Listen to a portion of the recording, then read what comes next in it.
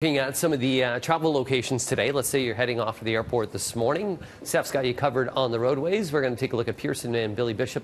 No delays there. Everything's green on the board. Warm today in New York City and wet at 13 as well. Montreal wet as well into Boston. Chicago with some scattered showers. 4 in Ottawa today. 10 in Detroit. Similar conditions here in the city of Toronto as we have this big system moving its way through. Scattered showers right now. If you're wondering, when does the real wet weather start? Well, by the time we get to about 11:30, that's when the real rain is here. Fairly persistent through the day. Up until about 6, we get a break. Another round at around 11. That moves through quickly, and that's a look at 4:30 in the morning. All of a sudden, you start to see blue on the board. That's also an indication of temperatures falling. They're going to drop to -2. Tomorrow morning, early morning hours, we could even see a flash freeze out there on the roadways.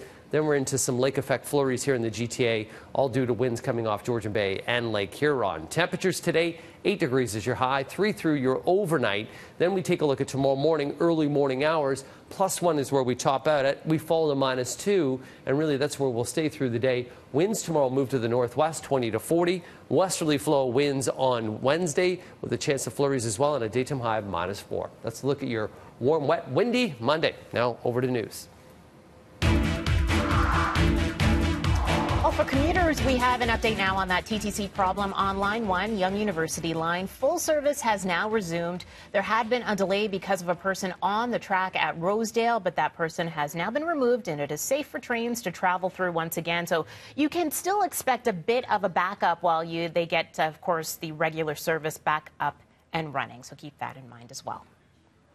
A rally is expected this morning outside of Osgoode Hall just before a former prisoner and HIV groups file a lawsuit against the Canadian government. The Constitutional Challenge is looking for confidential and safe access to needle and exchange programs in prison, where inmates are often sharing needles due to the scarcity of sterile equipment. The suit goes on to say that rates of HIV and hepatitis C in federal prisons are high. The rally begins at 9 o'clock this morning outside of Osgoode Hall, with the hearings set to start at 10. The Toronto Police Homicide Squad appealing for help in the city's 66th murder of the year. 3 men who were shot while driving on the 400 Saturday night. One of those victims has now died. Anybody who had a dash cam or who owns a business in the area and has footage that covers any portion of the roadway, to get in touch with Toronto Homicide by calling 31 Division at 416-808-3100. Police found the victims when they responded to a gas station near Finch and Weston Road around 7 o'clock Saturday night. That vehicle was driving northbound on the 400 between Finch and Steeles when another vehicle pulled up alongside it and someone opened fire. The man who died was a passenger in the vehicle. He's now been identified as 28-year-old Terrence Actual. The 2 other victims suffered serious but non-life-threatening injuries. They have been treated and released from hospital. So far, there's been no arrest made and no description of any suspects. Displaced residents holding a rally outside of the North York building demanding answers from the property manager. It's been nearly a month since the residents were forced to evacuate because of a fatal fire on the 8th floor of the building on Gosford Boulevard.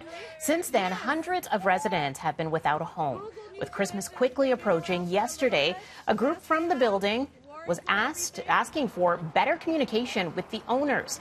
They've also been asking for transition checks, transportation assistance for children to get to school or daycare, and alternate accommodations. Every time we come out and we do something like this, there's more information now. So to every single one of you, thank you. Because without this community support, we'd still be in the dark.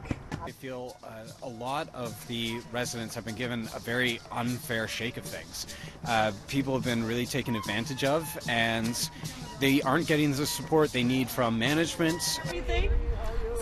Residents are calling on all levels of government to step in and help provide housing to those still searching for a place to stay. Previously, Mayor John Tory had said it would be at least a few months until residents can return to their homes. New Zealanders and overseas tourists are among the dead, missing and injured after a volcano erupted on a small island in New Zealand.